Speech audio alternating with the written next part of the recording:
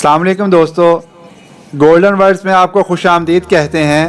امید کرتے ہیں آپ سب ٹھیک ہوں گے۔ ایک بزنس مین نے خواب میں دیکھا کہ ایک شخص اس سے کہہ رہا ہے کہ تمہاری کمپنی کے مین گیٹ کے سامنے جو پھل بیچتا ہے اس کو عمرہ کروا دو۔ نیند سے بیدار ہوا تو اسے خواب اچھی طرح یاد تھا، مگر اس نے وہم جانا اور خواب کو نظر انداز کر دیا۔ 3 دن مسلسل ایک ہی خواب نظر آنے کے بعد وہ شخص امام مسجد کے پاس گیا اور اپنا خواب بیان کیا۔ امام صاحب نے کہا اس شخص سے رابطہ کرو اور اسے عمرہ کروا دو۔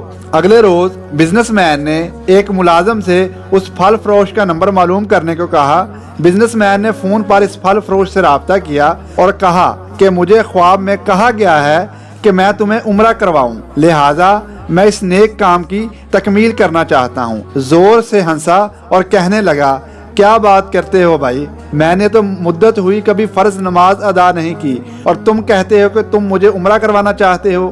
بزنس مین اصرار کرنے لگا اور اسے سمجھایا کہ میرے بھائی، میں تمہیں عمرہ کروانا چاہتا ہوں، سارا خرچ میرا ہوگا۔ خاصی بحث کے بعد آدمی اس شرط پر رضامند ہوا کہ ٹھیک ہے، میں تمہارے ساتھ عمرہ کروں گا، مگر میرے تمام اخراجات تمہارے ذمے ہوں گے۔ وقت مقررہ پر جب ایک دوسرے کو ملے تو بزنس مین نے دیکھا کہ واقعہ ہی وہ شکل و صورت سے کوئی اچھا انسان نہیں دکھائی دے رہا تھا اور اس کے چہرے سے عیاں تھا کہ وہ نماز کم ہی پڑھتا ہے۔ اسے بڑا تعجب ہوا کہ یہ وہی شخص ہے جسے عمرہ کروانے کے لیے خواب میں 3 مرتبہ کہا گیا ہے۔ دونوں مکہ مکرمہ میں عمرہ کے لیے روانہ ہو گئے۔ میقات پر پہنچے تو غسل کر کے احرام باندھا اور حرم شریف کی طرف روانہ ہوئے۔ انہوں نے بیت اللہ کا طواف کیا، مقام ابراہیم پر 2 رکعت نماز ادا کی، صفا و مروہ کے درمیان سعی کی، اپنے سروں کو منڈوایا اور اس طرح عمرہ مکمل ہو گیا۔ اب انہوں نے واپسی کی تیاری شروع کر دی۔ حرم سے نکلنے لگے تو پھل فروش بزنس مین سے مخاطب ہوا اور کہنے لگا، دوست، حرم چھوڑنے سے پہلے میں 2 رکعت نفل ادا کرنا چاہتا ہوں، نہ جانے دوبارہ عمرے کی توفیق ہوتی بھی ہے یا نہیں۔ بزنس مین کو کیا اعتراض ہوتا؟ اس نے کہا، نفل پڑھو اور بڑے شوق سے پڑھو۔ پھل فروش نے اس کے سامنے نفل ادا کرنے شروع کر دیے۔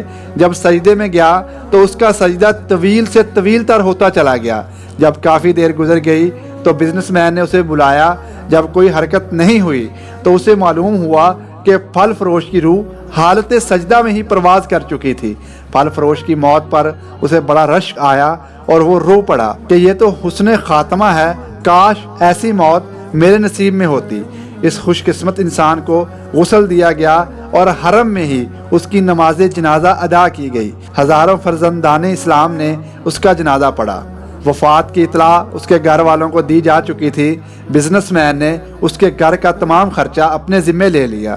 پھل فروش کی بیوی سے تعزیت کرنے کے بعد بزنس مین نے کہا، میں جاننا چاہتا ہوں کہ تمہارے شوہر کی کون سی ایسی عادت یا نیکی تھی کہ اس کا انجام اس قدر عمدہ ہوا اور اسے حرم میں سجدہ کی حالت میں موت آئی۔ بیوی نے کہا، بھائی، میرا خاوند کوئی نیک آدمی تو نہیں تھا، میں اس کی کوئی خاص خوبی بیان تو نہیں کر سکتی کہ اس کی ایک عادت ضرور تھی کہ وہ ہمارے ہمسائے میں ایک غریب بیوہ اپنے چھوٹے بچوں کے ساتھ رہتی ہے۔ میرا شوہر روزانہ بازار جاتا تو جو چیز اپنے بچوں کے لیے کھانے پینے کی لاتا وہ اس بیوہ اور اس کے یتیم بچوں کے لیے بھی لے آتا اور اس کے دروازے پر رکھ کر اسے آواز دیتا، اے بہن، میں نے کھانا باہر رکھ دیا ہے، اسے اٹھا لو۔ یہ بیوہ عورت کھانا اٹھاتی اور آسمان کی جانب سر اٹھا کر دیکھتی اور کہتی، اے اللہ رب العزت، آج پھر اس نے میرے بھوکے بچوں کو کھانا کھلایا۔